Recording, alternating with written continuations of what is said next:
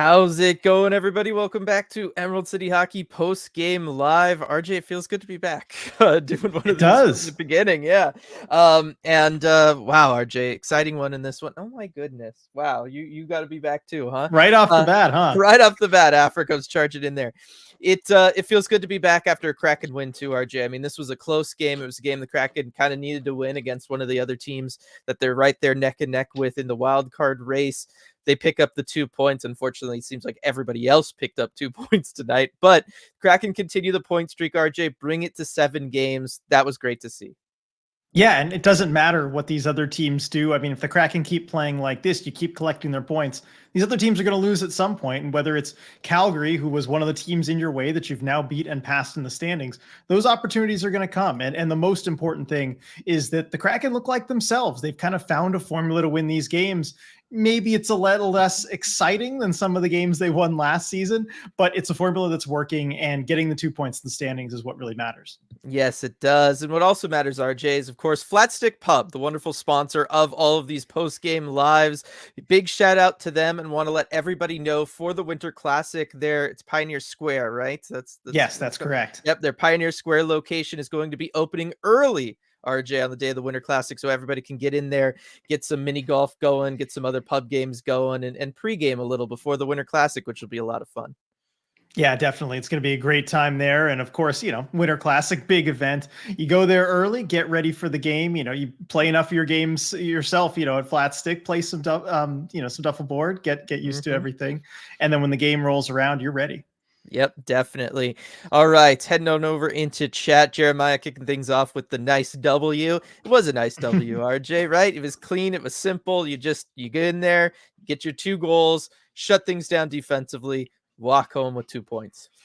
Yeah, I mean, it kind of was the extension of like a good road period. Like the road first period, right? You want to get in there, play solidly, do okay. It kind of just felt like they did that the whole game, capitalized in the third when they needed to, and just they were in control the whole time, it felt like. Oh, definitely. Zoe, that was a must win, and we did the thing. B, Chris Driedger killed it. By the way, dude hasn't played in the NHL in over a year and looks so darn good. I know Brian in here, what a victory. So happy for Driegs. It was great, RJ, seeing Chris Driedger back in there, starting an NHL game again. It's been a very, very long time. I know you have the exact number of days. It's been a long, long time. Maybe a little bit of rust in the first period, but otherwise he shut things down.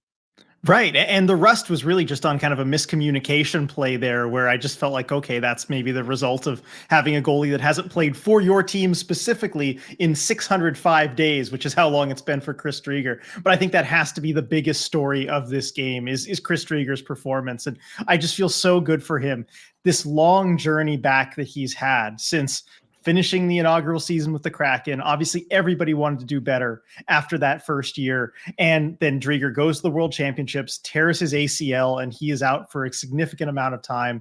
Can't come back until late in last season. And at that point, Martin Jones and Philip Grubauer have that tandem established. He's got to go down to Coachella Valley, and he's just worked his way back. He's really earned a shot to get this game. And you know what? He made the most of it. I just feel great for him. Oh, definitely. And got some super chats here that also echoing that sentiment. First one from Chip. Drieg surprised me after that first period. What an important game to win. We still have a lot of work to get to the wild card, but this was big. It was big, RJ. I mean, the Kraken were tied at 33 points piece with the Flames. And anytime you can, get one of these kind of swing games, that's really, really important for them. And then, yes, Chris Driedger, looking great after that first period, just shutting it down the rest of the way. And also from Seth here, number 60 proves why he was the first pick in 3 expansion drafts. Wife wonders if either of you will be at the media skate. So yes, we are planning to go to the media skate. Actually, Dylan, I just sent in the email to RSVP for it a little bit before getting on this stream. So yes, we should be at the media skate. Really looking forward to that. That's going to be a fun event. Oh yeah, it's going to be so much fun. Really looking forward to that. Maybe not looking forward so much to trying to get my skates through, in my carry-on through the TSA, but I'm sure it'll go fine, right? Okay, so Dylan, question for you here. I know you haven't skated in a while. What's happened more recently? Chris Driedger playing an NHL game before today, or you ice skating? Chris Driedger playing an NHL game. I haven't ice skated since pre-COVID, so it's going to be interesting. You know what? If Dreeks can catch his stride, I'm sure you can do it too. I have like I've been out roller stuff. I've done that. So I've been doing this since I was Same. You don't need to actually. old. I was gonna say I've been ice skating since before I was 3 years old. I'll be fine. Light with the super chat here. Those of us from the inaugural season probably remember the team never playing their best for Chris. Tonight felt like payback. Also, the Matty line made the Flames look like children. Yes, I mean going back to that inaugural season, RJ. I mean Chris Driedger, part of it, the whole team was kind of rough around the edges, we'll say, when it Yeah. came to a lot of things, but particularly covering for Chris Driedger's more excitable style of goaltending, I'll call it.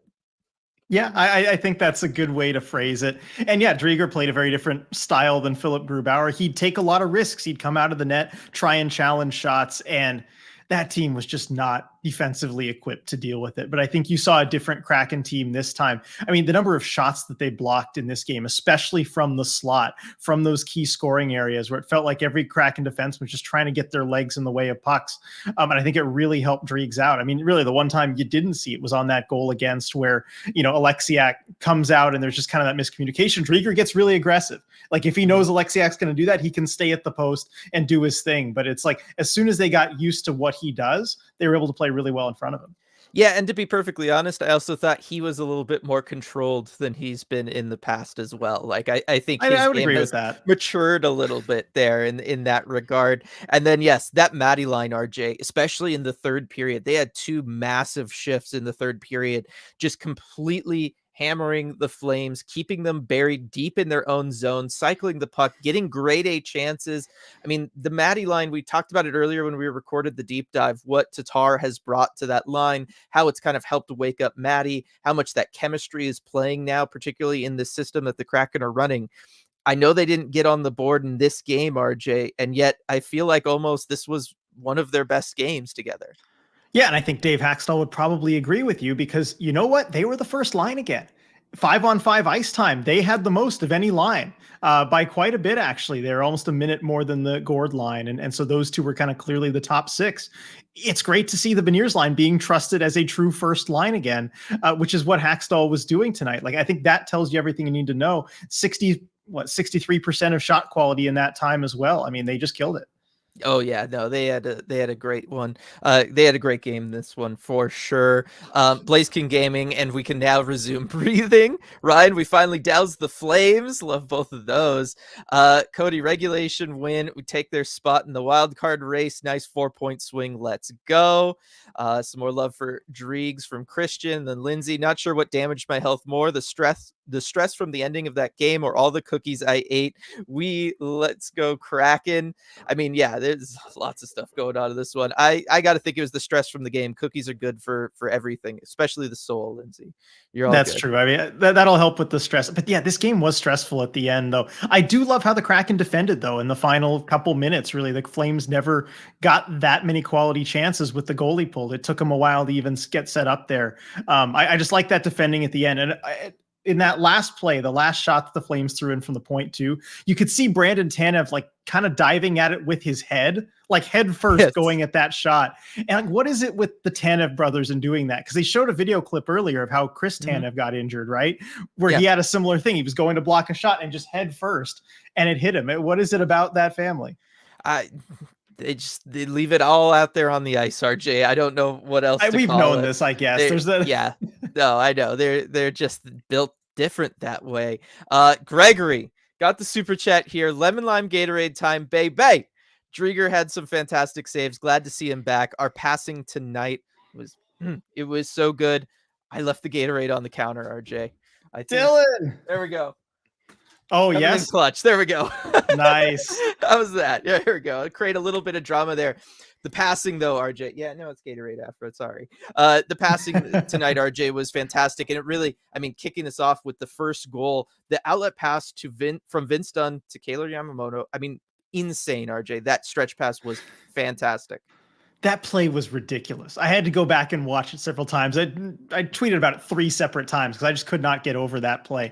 I mean, he's under pressure there. He's about to take a hit. He's off balance too. Like if you look at after he sends that pass, he is like leaning backwards. I mean, he's about to fall down and he just threads it tape to tape to Kyler Yamamoto. That is a special play. There's only a handful of players in the NHL that can do that. And Vince Dunn, we see him do it fairly regularly. He's capable of that sort of thing.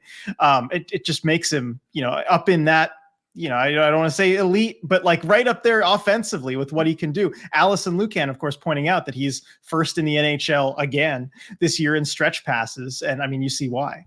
Yeah, and if anybody goes back and watches that play, the thing that I would say to pay attention to is the way that he looks around, right? He takes 2 looks before he gets to the puck. He knows the puck's in the corner. He knows he's going to be the first one there. He takes the first look, sees that he's got a Flames player bearing down on him. He recognizes him, looks back at the puck, makes sure he's on track, takes another look, looks past the Flames player this time, and that's where he can see Yamamoto start to break up the ice. And so he knows he's got that, one, that he's under pressure, and 2, that he's going to have that outlet opportunity for him. And then he just makes the play, which is, arguably the hardest part about all of that. I also thought it was really nice off of that goal, RJ. I don't know if you noticed, but when they went down the bench, right? Everybody getting the hockey fives down the bench. Vince Dunn led that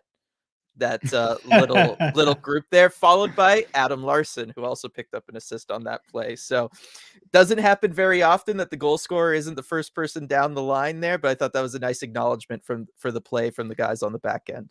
For sure. Well deserved. I mean, and you could hear it in the intermission interview with Yamamoto too, as he was talking with Piper, right? He's just like, what a pass. I can't believe he got that to me. The players on the receiving end know how incredible a play that is. Definitely. And thank you for the Gatorade, Gregory. Another super chat here from Light. Also, can we all LMAO over Huberdeau having his pointless streak extended? Has to be one of the worst contracts and trades in a long time. This is a good conversation maybe for tomorrow's Red Glare, RJ. The whole Huberdeau contract situation. I feel bad for him. I'm sorry. I just can't pile on entirely. I kind of just feel bad for him. He left a good situation in Florida. And now he's just kind of stuck with this listless Flames team, RJ, that feels right back in the days of Iginla and Kiprusoff. They're right on the borderline of being a playoff team, not bad enough to really rebuild, not good enough to really go anywhere. How do the Flames keep finding themselves there, RJ? I know. I mean, stuck in that 9-10 seed territory. I mean, look, they had a couple players in Gaudreau and Tkachuk that left, and they had to get what they could for him. I feel bad for Huberdeau too, because that was just a trade. I know he signed the extension. He didn't have to do that, but you get traded there. That's not really your say. Yeah, exactly. So, it is what it is. Let's see. Seth, that was an awesome game. Barely breathed the last 5 minutes. I don't know, RJ. Like I just kind of felt it tonight. I thought they were good. Striatic coming in with the goalie controversy, JK. I mean, is it controversial just how good all the Kraken goalies are playing? I don't know. Is that the controversy? I guess so. Who do you play there? Who do you want to get the win at this point? Yeah, basically. That's basically what you got to come down to. Aaron, that was about as greasy a win as you can get. Beautiful. Yeah, I mean, really, RJ, when you look at it, I think the one thing the Kraken could have improved on was, don't take so many penalties. Yeah, I think staying out of the box would certainly help, and maybe against a team that's better than Calgary. I don't know where they rank power play wise, but their power play didn't exactly take advantage of some of those opportunities. And credit to the Kraken PK, but again, some teams are going to burn you, and there's nothing you can do about that. It's been a bit of an issue, I'd say, over the last month or so, but they do get away with it here. Definitely, Bach. How about we never do that to my heart again? Kraken are hearing from my lawyers. Oh man, good stuff. We're gonna start calling them the cardiac Kraken, RJ. I mean, maybe if all their games are this close and especially lower scoring too, I don't know. It might be. Dylan, question for you: do you think this is kind of the new strategy? Right? I mean, playing for these 2-1 type games, being responsible defensively, and just trying to eke out a win this way, or at least a point. I think so, right? I mean, this is kind of what they're going for. They've gotten a little bit more conservative defensively. They want to help limit those opportunities. They're getting great goaltending, which is going to keep the other team's goal total low. And then on the other side, right, they're not shooting a ton. Only 21 shots in this one. I talked about this with Mike on the post game last time after the Ducks game. Shout out to him for covering one more time. they're not in the business now of getting a bunch of shots anymore, right? They're going to pick and choose when they can get, a good opportunity and try to score off of that. And I think both of those two things combined, RJ, kind of lend themselves to these kinds of games where it's going to be 2-1, 3-2, 3-1, something like that, rather than the endless 4-3 shenanigans we were seeing before. Yeah, and I think you are seeing the emphasis in shot quality as well. I mean, Mhm. you look at this 3-game win streak, LA, Anaheim, and now Calgary, all of those 2-1 or 3-2 games, and the Kraken got pretty heavily outshot in all of them. But you look at shot quality and maybe it tells a different story. Although, I mean, tonight, if you look at the expected goals, Yeah. Flames had a pretty big Maybe not advantage. tonight. Yeah, maybe not tonight. Again, but there were no real gimmies though, aside from that first, and there were no Mm-mm. like empty net tap-ins. Driedger had a chance on every one of those. Oh, definitely. Yeah, and I think that that's what's important. Like I said, they're giving sightlines to their goaltenders while they're playing a little bit more conservative. They're making sure they always have a defenseman around to help clear out a rebound. They're making sure the centers are coming back lower into the zone to help out a little bit too. So I think the way that they're playing, it is sustainable. At least on the back end. The shooting, we'll see how that holds up over time, but certainly for right now, it looks like they're good to go. And that includes RJ one Alexander Wenberg, as Coop's pointing out, when he actually shooting, that was an insane goal. Did you know he could do that? Like, we knew he could score goals. We've seen him score some big time goals, but to just grab it, tough angle up over the shoulder like that, I mean, that was pretty. It was really pretty. And I remember, I'm sure chat can help me out with this. It was like, what, a couple weeks ago or something, where Wenberg had another really nice short side snipe. It's something that is in his toolbox as we are slowly learning. I mean, you talk about the emphasis on shot quality versus shot quantity. I mean, that is Alex Wenberg defined, right? When he does Mhm. shoot, usually ends up looking pretty good. He just doesn't shoot very often. Exactly. And this year I feel like he's shooting a little bit more. He had 46 shots on goal coming into this game. That's not that far behind some other guys on the team. So I think he's, trying to do it a little bit more this season. But yeah, I mean it's not the number one aspect of his game. We all know that, but dang, that's one of the prettiest Kraken goals we've seen. Yeah, and one more on that goal. Actually, I realized it was his bobblehead night in Florida. I'm sure maybe chat said something, but I found it on Twitter. It was his bobblehead night in Florida, that short side. And I was looking at the video of that goal that I posted, and you could see it was on a 2-on-1, and Bobrovsky was kind of cheating a little bit over for the pass, and so Wenberg took advantage. And I think you have a similar thing in this one where there's another guy that Wenberg's with, and Markstrom's cheating over a little bit. And Yamamoto even mentioned in the intermission interview with Piper, like after his goal, that he thought Markstrom was cheating a little bit, toward the Mhm. glove side, and so the blocker was available. I think the Kraken, that might be part of the pre-scout. Like, keep your head Yeah. up, see where the goalie is. He might be off his angle. Yeah, no, because I thought about that. It also looked like Markstrom was a little deep in his net too for that one. Mm-hmm. Like just a lot of body behind the goal line. Lots more love for Chris Driedger, of course, and then Sam here. 2.3 goals saved above expected on money puck for Driedger. Case in point, he stole the game for us. It's true. Yeah, I mean, Numbers don't lie. yeah, and I don't want to take anything away from Driedger. He did fantastic. This is not even a comment on Driedger, but I feel like no, but just the way the Kraken are playing, their system the last 3 games Yeah. is really goalie friendly. They see a Yep. lot of pucks, but they're the kind of pucks that help you get into a game and get involved in a game. Oh, no, they are, right? Like, and this is why, we talk about Joey Decord's save percentage. We talked about that on the deep dive earlier, and it being at a number that we didn't think was possible for a Kraken goaltender, not because they're not good, just because we never thought the team would let them see enough shots for them to have something kind of, average out to be that high. Definitely appears as though they are doing that in this one. Chris Driedger making 37 saves. I mean, that'll certainly help Incredible. get you there on his end for sure. Some super chats rolling in here. RJ, first one from Jessica. Love the PK killing it with Turbo in the box. Really speaks to the quality of the PK coaching. I mean, the PK unit, RJ, I mean, just continuing to play so strong, so well. I know it's a unit. Everybody's got to play their part. They all are playing their part, but Brandon Tanev just makes this whole thing go. It's unreal, RJ. He'll be out there for about what, a minute 20, it feels like, for the total 2 minutes on all these PKs. And he is just so disruptive and just paralyzes the other team. They're just stuck passing it back and forth up high. They're just not able to get anything going when he's out there. Yeah, it's so dangerous when he's on the ice. And I know even when he was in the box, the guys step up. And I think they maybe see that as a challenge too. Try and bring a little bit of your own turbo energy while he's in the box.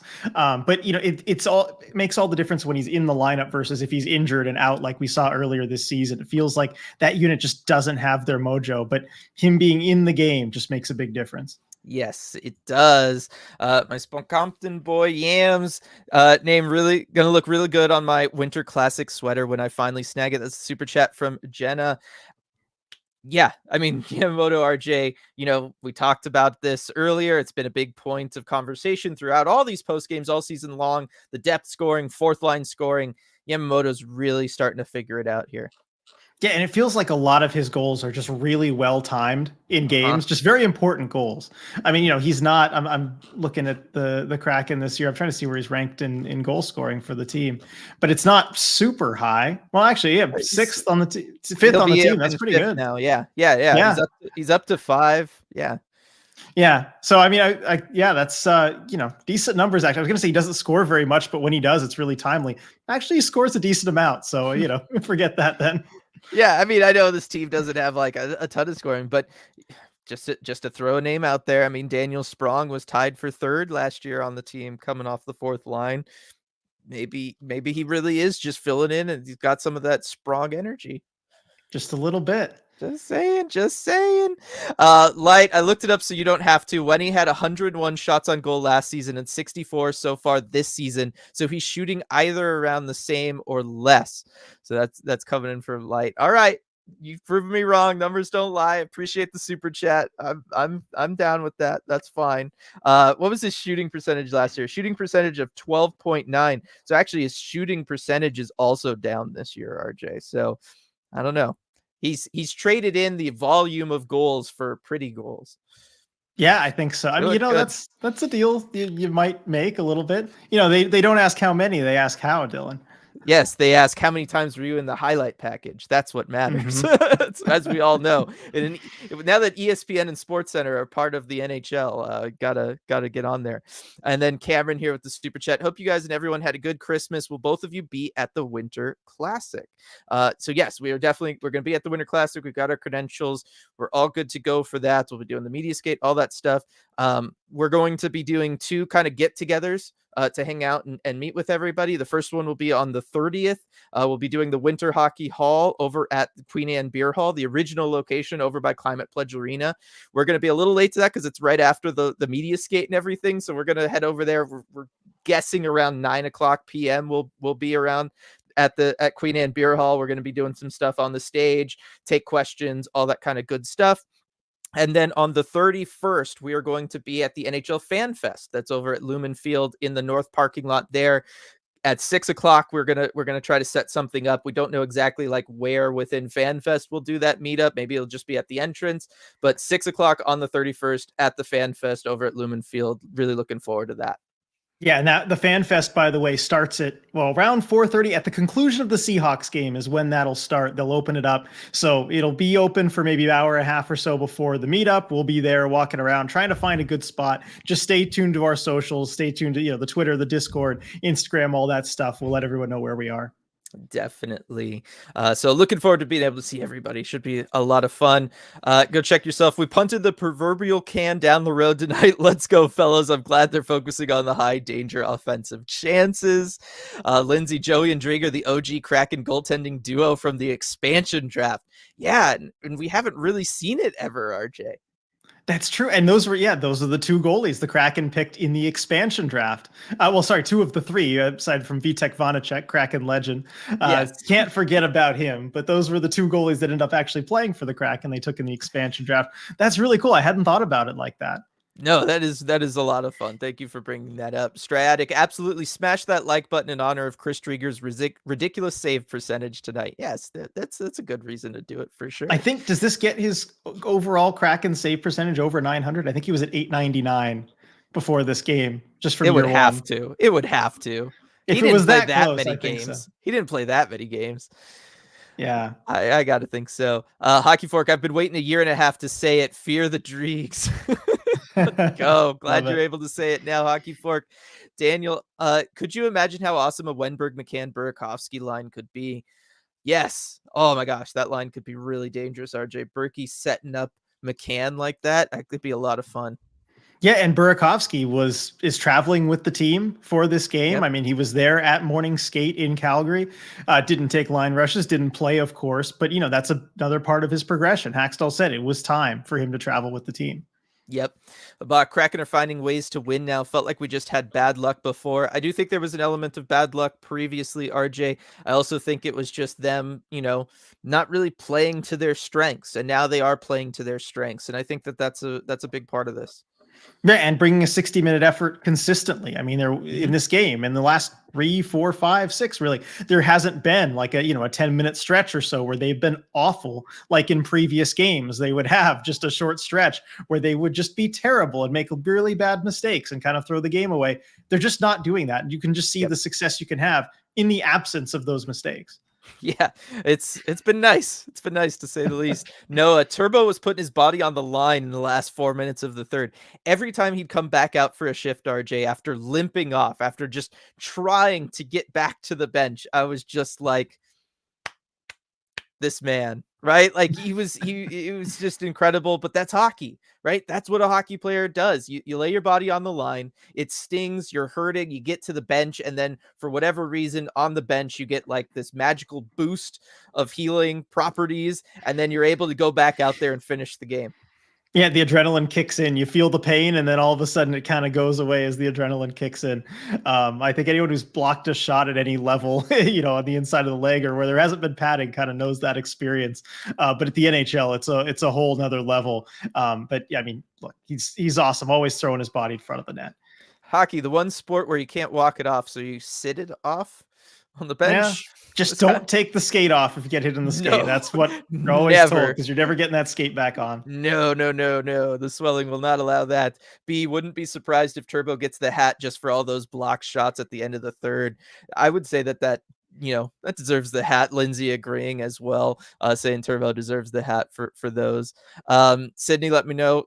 Sydney's traveled with figure skates through TSA plenty of times. Bet you'll be fine. Good to know. I mean, it says on the TSA side I should be good, which Okay, I should be it's good. not a water bottle. You're okay, Dylan. Exactly.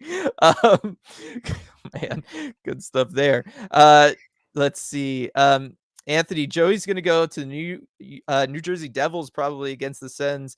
Wouldn't hate Driedger getting a home start Friday. Yeah, I mean, what do you do here, RJ, if you're Hackstall, right? Because we had talked about this. It kind of seemed a little odd to start Driedger now because Joey had been hot. You don't want him to sit too long. He just had to sit because of the 3-day holiday break.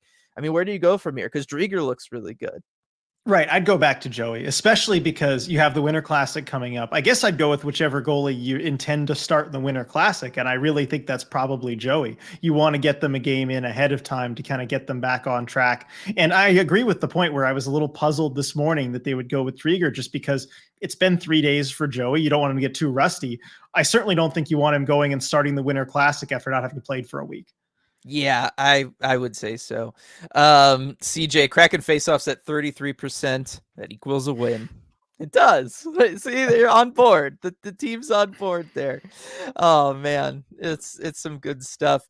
Tim though asking the question just because we're on this with the goaltender. Now what do they do when Gru comes back? Yeah, well, when Gru comes back, I know it was a great game for Driedger. I think you do send Driedger back, certainly because also for cap reasons, you're going to need to do that, as I explained in our Armchair GM stream, where you're going to need to clear up some cap space. That's kind of the obvious way to do it. So Driedger would go back down. And then as far as, who gets what starts and how they ease guys back in, we did talk about this on the Deep Dive podcast released earlier today. I think maybe we had a little bit of a disagreement. I think Hackstall won't be afraid to go with Joey if he keeps up this level of play. I know you think that Grubauer is in the long term going to be the guy because of his contract situation. Yeah, I just think that contract kind of dictates things a little bit. It's a little bit too big to ignore entirely. That being said, you did convince me, right? If they're in the wild card chase, if they're really making a strong push for it, no coach is going to bench the guy who's getting you to that position to put in, somebody else, regardless of contracts, regardless of anything, right? You're going with the goaltender who's putting W's on the board. And if that's Joey Decord still, it's going to be Joey who continues to play moving forward there. Yeah. To quote a former Flames coach, W's. That's when I'm impressed. Yep. Very good. And on that topic, though, I see, on the bottom of a chat, Yep. Kraken till I die, Driedger will be trade bait. Thoughts on that? I mean, because, if he played really well, maybe there's other teams watching right now and might be willing to take a chance on him. I've always thought that that's potentially in the cards. I think that that's something that the Kraken could do. The real question would be, is somebody willing to take on that whole cap hit? Because I don't know that the Kraken are going to want to, say, retain some on a Driedger deal unless they're really blown away by the offer. Well, I mean, retaining half would still save you money over burying him in the minors. So I think they might actually be willing to retain, and they have the retention slots to do it. Yeah, I knew they had the slots. I didn't realize that. So yeah, then go for it. That's what I say. Yep. Go for it. But make sure Grubauer's back and he's like really back, right? Like having Driedger play this, having Driedger play this game the way that he played this game buys you the ability to really let Grubauer nurse the injury, get all the way back before, he comes back out there, because the last thing you want is this kind of continuous, comes back a little too early, re-aggravates it, has to go and sit again. Then you have to do that whole song and dance all over again. And that's something that we've seen from goaltenders before, RJ. And so I just really don't want to see that with Philip Grubauer this season. Having Driedger around means you can really, really take your time with Grubauer. Yeah, that is important organizational depth, especially, if something were to happen to Grubauer again, you don't necessarily want, Joey and Stetska as your goalie tandem. I wouldn't necessarily feel safe with that. Mm-hmm. Yeah. Sam here real quick before I'm going to start kind of jumping more towards the more recent stuff in chat. With World Juniors fully underway, what have been your thoughts on all our Kraken representatives so far? Mentioned a bit on Chalet and Razor. What about the others? Shane's doing good right now also. Yeah, I mean, Shane kills it with the Firebirds. Just to real quickly go over the other ones. I mean, Zeb's doing what I thought he would do with Team Sweden, which is bottom six role. That's what he's been doing in the Swedish Hockey League this year. He's really, really kind of developed into a good player at that kind of bottom six, kind of defensive forechecking type role. He's doing well with Team Sweden as they're looking to rebound at this year's tournament. The Finland guys, Newman and Coco, I haven't watched any of the Finland games yet, so I can't totally speak on that. From what I hear, though, Newman looks really good, and from what I hear, the stats look bad for Coco. It looks rough, but everybody's saying he isn't actually playing that bad. So sorry, Sam, I got to watch the Finland games. It's been really busy between the holidays and packing to travel up there.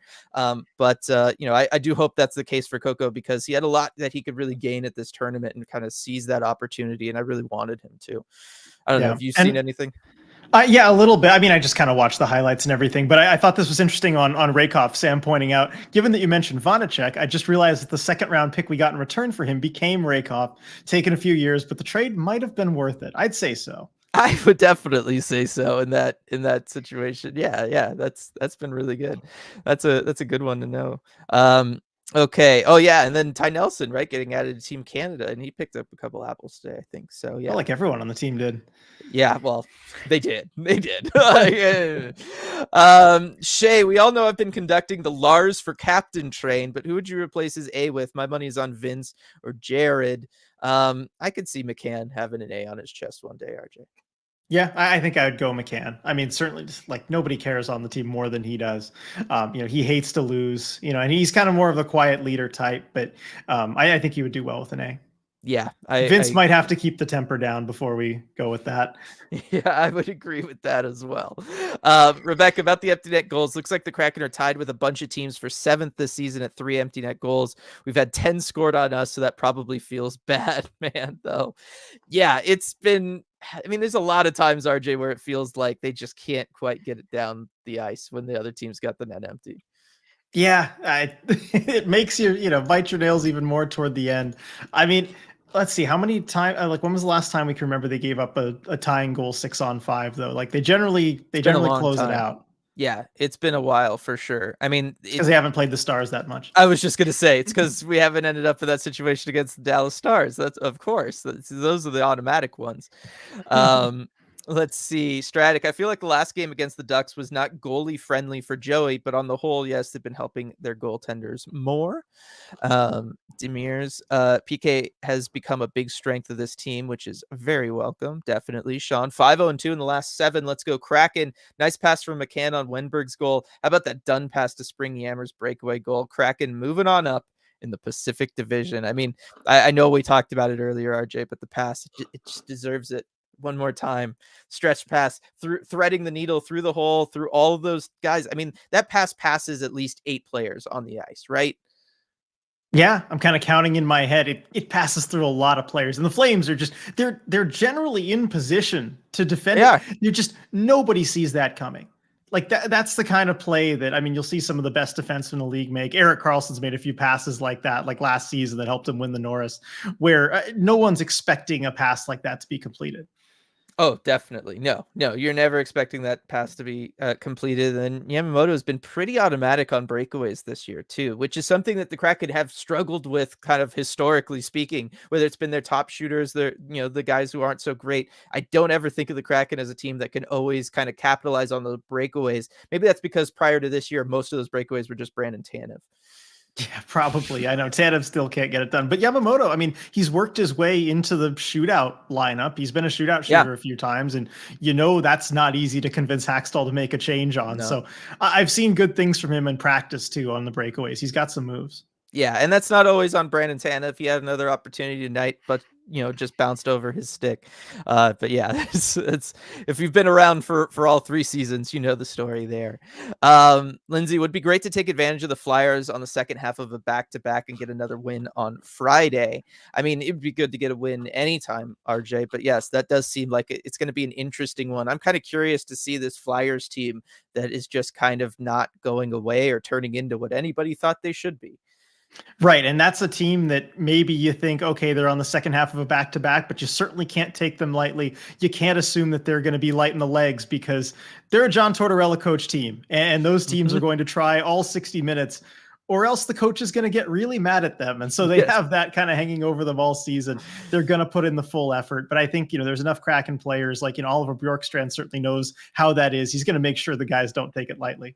Yeah. Hey, look, I'm just happy we're not in the conference with them, right? So the odds of John Tortorella getting so upset and coming down and trying to fight the entire Kraken locker room by himself, probably low for this one. Yeah, I think so. I can't see Dave Hackstall annoying him to that point either. As far as other coaches that might goad him into it, Hack's not one of those. It would be so funny if Tortorella did confront him in some that kind of way. I'd just see Dave Hackstall being like, "What? What?"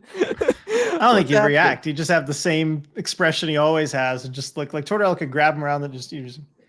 He'd do that. I think he'd do that one kind of look where he goes, huh? Yeah. I think that's what he would do. Coop, Ducks just beat Vegas. Great. Now we've got angry Vegas coming to town. Really hope the Kings lose to Vegas so they are fat and happy and confident coming in so we can surprise them. Yeah. Dylan, did you watch the episode of the Road to the Winter Classic, the one that came out today? I think it was the 3rd episode. No, I haven't watched that one yet. Okay. It was interesting. They were kind of framing it like 2 teams heading in opposite directions, in the standings, kind of going to meet each other in the Winter Classic, where the Kraken were the team on the upswing and and Vegas was the team on the downswing, which was really interesting. They kind of glossed over that 8-game losing streak, but that's the narrative they kind of went with. I mean, look, they need a narrative, right? You need that to sell it, especially doing a show like that in a sport like hockey, where it's not like the players or teams are really going to give you any sort of narrative to work with beyond just whether or not they're winning. So I understand that, and maybe there is something to that. I don't know. I don't know. I think the Kraken are going to be playing well. Like I said, it's an outdoor game. That's the great equalizer. It's going to be close no matter what. I still feel strongly about that. I don't see this ever being like a 3-goal game. Yeah, no, I think like they've lost 2 games in regulation for the first time all season. Oh no, I just found it funny. Yeah, it's going to be a close game. That being said, RJ, if ever there was a team to take a 2-game losing streak as though it's like the most personal slight they've ever experienced in their lives, it's the team with Mark Stone and Jack Eichel leading the way. Yeah, I mean, if they can make a Morgan Geeky stick twirl, into something that just fires them up, they can do that with anything. Yeah, I mean, 4th loss in a row for Vegas now with one game against LA to go. They could be on a 5-game losing streak coming into the Winter Classic. Oh, now I'm starting to believe in all of this. Oh, this is I scary. know, I don't like this. I don't like this either. Let's see.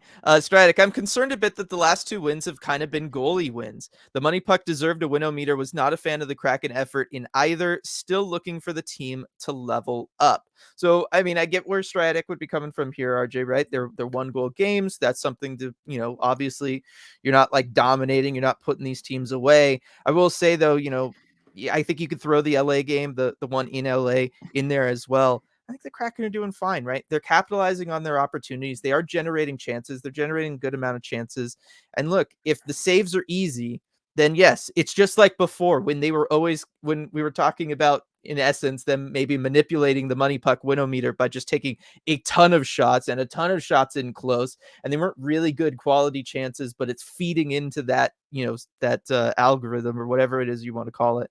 I feel like now they're just doing the opposite, right? They're allowing a bunch of those kind of garbage opportunities, and it's making it look like, oh my gosh, they're getting outplayed like crazy. But like eye test wise, yes, tonight's game was close and it could have gone either way, but I didn't feel like they were ever outplayed. Yeah, I agree with you completely. I think you're seeing that phenomenon in reverse, basically, where these other teams are getting a bunch of low quality shots. And really, over the first 2.5 seasons, right? People have asked us, we've gotten in chat so many times on post game, what is it the Kraken are doing that, just every goalie against feels like are just world beaters, no matter, how good or bad they are. Is it the way that they're playing? And I think, and our own goalies, struggle on very few shots against. I think you're kind of seeing the inverse of that for the first time, maybe ever, in a sustained stretch for the Kraken, where, I'm sure on the Calgary side, it's like, look, we got 37 shots, 38 shots on net against a goalie who hasn't played in the NHL in over 600 days. And we just make him look great, right? But I think part of that is what the Kraken are doing and the system that they have. And when you see the consistent results, where you have Joey almost setting saves records twice and then Driedger doing that again, I think it might be, down to the way that they're playing. I agree, and I think that's certainly part of it. And I wasn't trying to say Stratic, by the way, that you were saying that they got like totally outplayed. That wasn't really part of your comment. I was just trying to make a point. Okay, let's see. Stratic, who will cry if we lose Chris on waivers based on this win? I'd be happy if he gets another shot somewhere, though. Yeah, I mean that would be a part of this too, right? He would have to, depending on how long it is, he'd have to clear waivers. Or no, he's still on the emergency loan. I believe so. Let me check cap friendly, because again, they don't have two healthy goalies. Yeah. So if he's on an emergency loan, then he shouldn't have to clear waivers, and we don't have. Yeah, he's still on an emergency loan. Yeah. There we go. Although, I mean, strategically, at some point, if Grubauer was magically healthy tomorrow, do you because you can put a player on waivers whenever. You don't have to like do it necessarily. Do you put him on waivers and be like, hey, look at this game he had last night? Any takers? Come on. I don't think there would be, but well, we just talked about it, right? Like you could conceivably retain some money and potentially get an asset back for him from a goaltending needy team, right? Like I wouldn't put him on waivers, dangle him that way. I'd try the trade block first. Yeah, I would too. I guess with waivers also it allows you, because I think if you were to clear waivers, then he like kind of resets that clock where it's another 10 days or 10 games or 30 days or whatever on the roster, and then if he doesn't get picked up, then you still have that clock. Yeah, definitely. Fugel, what Winter Classic jersey did y'all get or are getting? I got Bjorkstrand. Good choice, because that's what this one is. Yep, Dylan also got Bjorkstrand. I think I'm gonna wait till afterward. Yes. Defense tonight was weirdly good and yet also bad, in my opinion. There were a lot of bad turnovers, thinking about that one that led to Kraken players being stuck on the ice for 2 minutes from B. There were some stretches in this one, RJ, where, to kind of, we just talked about this in a different way, but there were some stretches where I do feel like right now the Kraken are struggling to clear the zone at times, right? Like they're playing a very conservative defense. They're making sure that the other team's staying to the perimeter, but that's also meaning nobody's kind of taking that chance to go and really get the puck, move that puck up ice, try to get it out of the zone, get that line change. And I do feel like when it's in this, say second period and you're already having to deal with that long change, it can be a really difficult thing for them. Yeah, there were some unforced errors for sure. And I mean, to their credit, I guess they did recover well on most of those and went back and defended once it was in their own zone pretty well. But still, puck management was a key, especially early on in this game. And especially at the start, the second period, you're like, okay, this needs to be cleaned up if the Kraken are going to win the game. And it was cleaned up just enough. But it's one of those areas where if I'm going back and looking at the film as a coaching staff, I'm going to point out a few of those plays and remind the D, okay, next time this kind of thing happens, let's make the cleaner play here. Let's make the safer play here, which actually, they do that sort of stuff. I thought the episode of the Road to the Winter Classic was really interesting today because it showed those video coach meetings where in between periods, like at the intermission, Hackstall and the coaching staff were going and meeting with the video coaches, Tim Ohashi and Brady Morgan, and asking for a few different clips to go and show the players at intermission. And they had like a minute to get those ready to go and show the guys. So it kind of gave an interesting window into some of the video that the coaches use during intermissions mid-game. And maybe they did show them some of that like after the first and second periods. Yeah, no, and well, that's what the job is, right? That's why video coaching is so important. I've talked about this since day one of doing ECH, how important it is and what an amazing job those guys do. And you're very much echoing Zoe here, who's saying the same thing about what made today's episode so cool. Daniel, Ben Ebtar, hit me with your best shot line has been awesome. I see what you're doing there with the Pat Benatar thing with the line. Yeah, because it's no Mattio card, RJ. So we do need a new nickname, everybody, for that line. Now that Tatar's on there with Eberle and Benier, it's gonna be that's gonna be something. That one's gonna be hard to beat. Yep. Team Spindle, should Hackstall continue to keep Schultz a healthy scratch?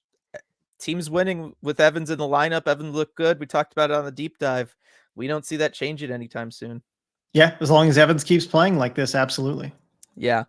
Let's see. Sam, the Flyers not sucking this year has also been one of those underrated stories. Maybe Couturier finally being healthy might contribute. Wonder what they'll look like once they can get Michkov to come over. Oh, I got some exciting stuff to talk about with that, RJ, on the Red Glare, because different things coming out of Russia as to when players can leave Russia now. So I saw some of those new news items. That'll be interesting to talk about. Yes, definitely. All right. Sean, hey, Dylan, kudos on your Seattle Metropolitans documentary video. Excellent research and production. I haven't seen any other more informative coverage of the history of pro hockey in Seattle. Daniel echoing those. Thank you both very much. Yeah, I mean, it was something that I had done back when the channel first started, like before the Kraken expansion draft, before any of that stuff. And I wanted to like re-up it for this because it, of how important it is and everything. And I went back and I watched it and I went, yikes. That was obviously very early on in our YouTube careers. So I went ahead, I redid everything, added some new stuff in there. And I was really excited to get that out finally and hope everybody enjoys it. And I see Demir's, where's the video? I need a link. It's on the channel. So if you're watching this on YouTube, you can just, well, there you go. RJ just posted it. So yep. I don't know if that'll work actually, if it's a clickable link or not, but there it is. But it's on the channel. Yeah. It's one of the most recent videos, so you can go find it. Yeah, it should be pretty easy to see there. Rebecca, speaking of Riker, awesome that he got a win in front of his family and friends. Yes, I mean, that was one of the stories for this one too, RJ, was the fact that his mom, dropping him off at the rink, just like all the NHL players have, right? I know, that's great. Especially coming off the holiday break. I'm sure spending some time with his family there. You're already where the next game is going to be. That's great for Riker Evans. And I was hoping for maybe a first career goal. Probably too much to ask in a 2-1 game like this, but he played really well. He was trying for it, right? Like he was really shooting. And what I like about him when he goes to take a shot, RJ, is he really walks it in. He really makes sure he can get in there, and they're good looks. Like I watch them and I go, wow, that's a defenseman who really understands what he's doing here. It's got to be just a matter of time for him. Yeah, it's coming for sure. And I remember after he got his first career point, because that was one of the home games we were talking about, like media availabilities with him. We just got one. Like, let's wait for his first NHL goal. And I know there's certainly a feeling around here that it's coming pretty soon. Oh, it has to be. I mean, he had 14 shots coming into this one. I mean, he must have had a handful tonight too. I mean, I don't know. Maybe they all sailed high. I know one of them, Tatar, tipped high. One more tonight. So yeah, I mean, 15 shots. He's due. He's due for sure. Yeah, definitely. At one point tonight, they mentioned Chris Tanev, but I heard Prince Tanev, and now I can't unhear it from Tammy. That's great. I hope you never unhear that. Just hear that forever. I think that's awesome. Yeah. Now I'm gonna be curious. I gotta go watch a Flames game and and see if I hear it too, because that's really cool. Let's see. Daniel wish the old arena was still there. Yeah, I mean that would be really cool to have, such a historic building like that still in Seattle. The building that won a Stanley Cup. Like that's cool. Like the first one Yeah. in America. It's cool. What is it now right now? It's I believe it's an IBM building, but it's 1200 Fifth, was it Avenue? It's Fifth Uh-huh. and University is the corner. It's 1200 is the address, and it does have the plaque there for that. And you can kind of, there's a little courtyard there where things were, so you can kind of look out and see it. So if you're ever downtown walking around, go to Fifth and University. You can read the plaque for the old Seattle arena. It's pretty cool. Um, let's see. Stratic, any concern about the teams we are chasing for the wild card also surging right now? Multiple Western teams around 540 points percentage, plus the Arizona Coyotes really need to stop winning already. No, yes, there is concern, Stratic. No, yes, there is. Yeah, there is concern. I'm concerned, RJ, because I've been saying this every day. I watch these other games and I just go, stop. Like, what's wrong with you? Minnesota, St. Louis, what are you doing? The new coach thing should be worn off by now. Like, stop it. Go back to being bad.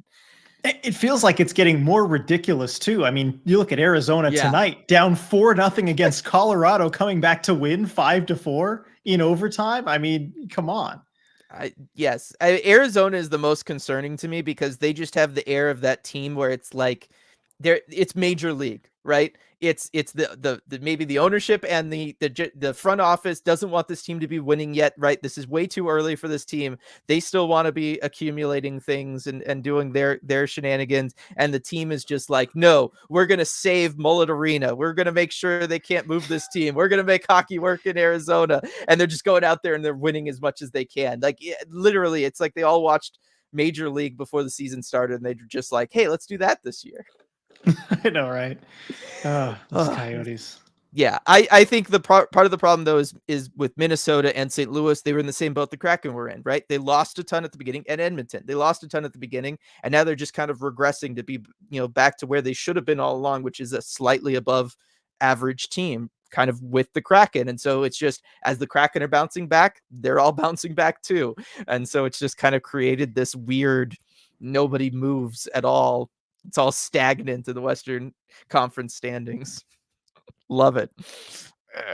Myren missed the beginning of chat. Is this the best they've ever looked coming back from a break, albeit a shorter one? So I think this is something worth talking about, RJ. I know people were talking about it in the game chat on Discord before the game started today.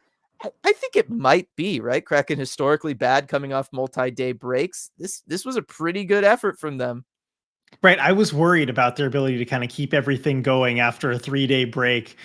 When you look at the Kraken historically over longer breaks, they have not fared well. Certainly, the closer you get to the start of the franchise, they've done pretty poorly coming back from breaks. I mean, you look at the All-Star break last year and the first game back afterward, probably their worst game of the season, their worst performance. But you know what? They didn't let it get to them over this holiday break, and it's really good to see. And maybe that's one of those things that kind of historically that's been a part of their identity that they're putting in the past.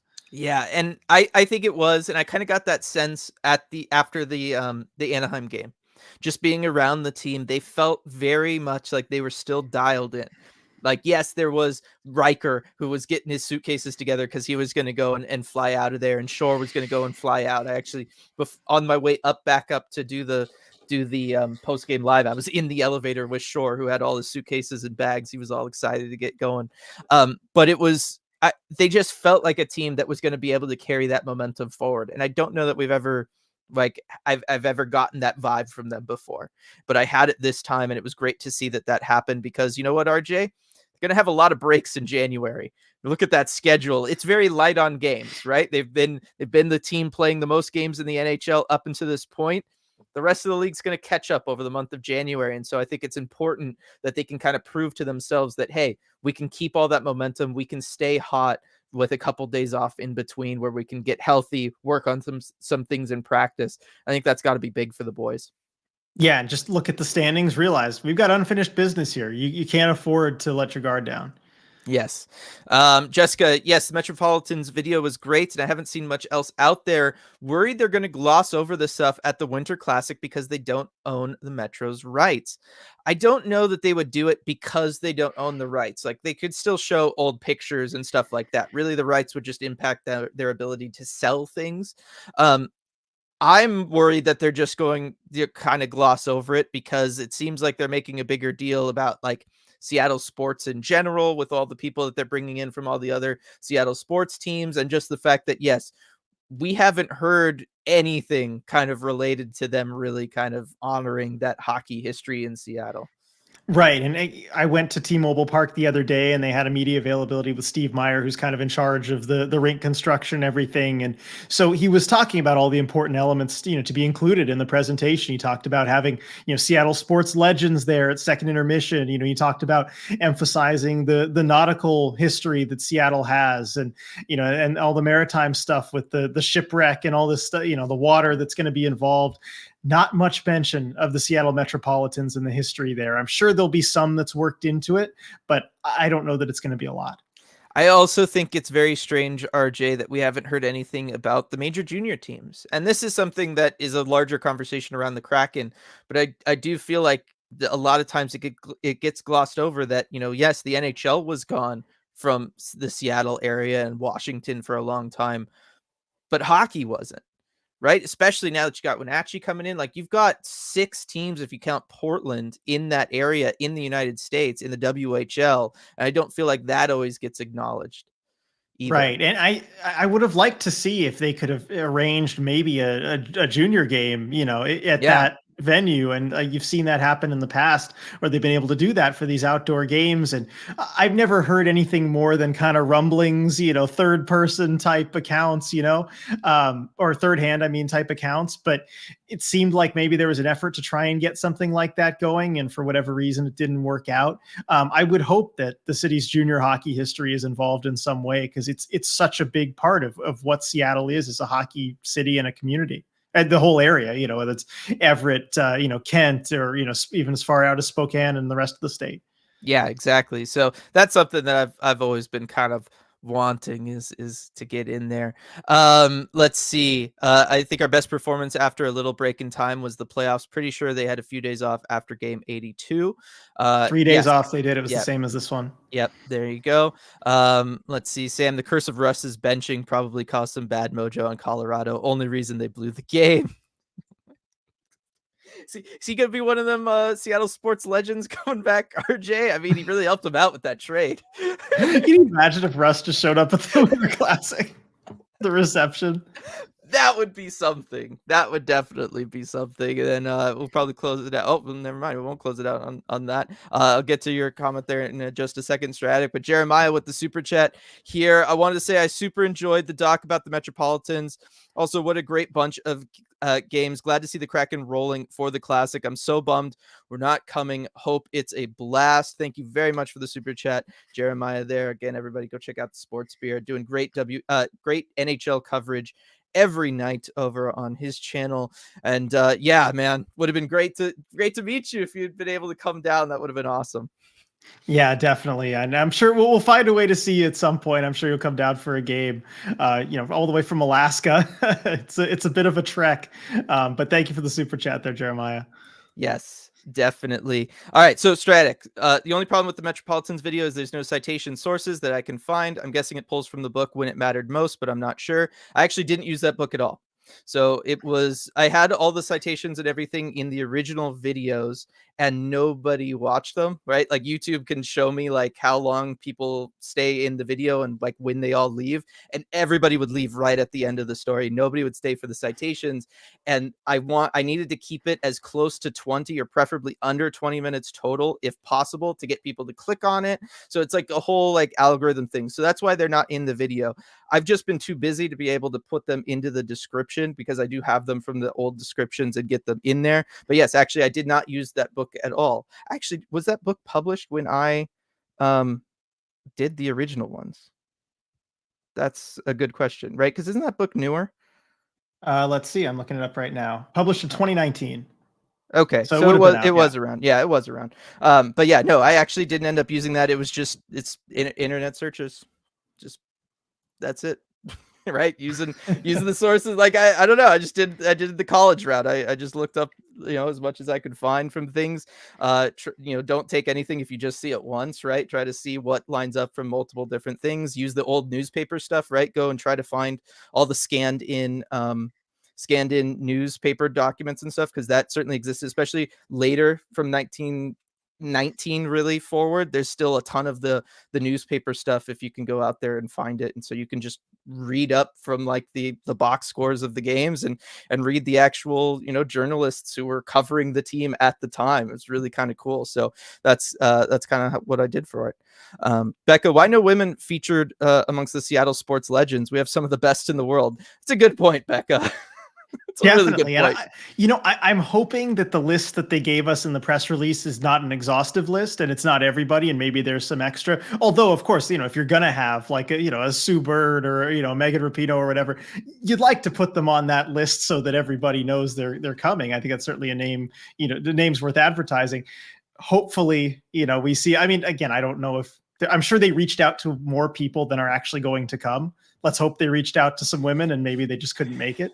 Yeah, But that would be nice. you're absolutely right, Becca. I mean, and look, they announce a lot of different athletes that they have at Kraken games. Nobody gets a bigger cheer than Sue Bird when she's at a Kraken game. Oh yeah, definitely. No, it's one of those things that hopefully it was they tried to do that and they just couldn't make it happen, because otherwise it's not the greatest look. That's for sure. That being said, I'm still super excited for the Winter Classic, RJ. Excited to get back up there, see everybody. Excited to maybe check out that Pioneer Square, location for Fat Sick Pub, RJ, because I've only been to the South Lake Union location. Really, pretty cool to check out a second location, see what they've got going on. Yeah, definitely. And you know what? The flat stick pup, they all look different. They all have kind of a distinctive look about them. I was checking out the one at the Kirkland waterfront the other day, and it just looks so different than the one in South Lake Union. It's really kind of built for where it is. So, I mean, you really haven't, if you've seen one, you haven't seen them all. Yes. And I see your comment there, Rebecca. Look, no, it wasn't like normally what I did in college. There's not academic papers on hockey history, unfortunately, that I'm able to go and find. So internet searches is like the level you got to do. But I just meant like the legwork aspect of it, right? When you're researching for papers in college, you got to put in that legwork. You can't just use one book per se. So that's what I was going for there. Trust me, I wish like, what is it, JSTOR or whatever had like hockey history academic papers. I would be all over that. Maybe if Jeff Merrick's at the Winter Classic, I'll talk with him. We could set something up, because I'm sure he would help get something like that going. Oh, for sure. That would be we got to arrange that. That would be a lot of fun, especially even if it was just like pulling all the old newspapers together. Like if you could create a hockey database of everything, like say that's like over 100 years old, all those newspaper clippings and box scores and all that, that could be really, really cool. Yeah. All right, I'm gonna be a league historian that's working on that stuff. I was just gonna say, I gotta have to think about this. But thank you everybody for joining us for this one. Really awesome. Kraken keep it rolling, and they're gonna carry that momentum into Friday night's game against the Flyers. I'll be up there for that. Can't wait to do that. Can't wait to see everybody, and we'll see you all next time.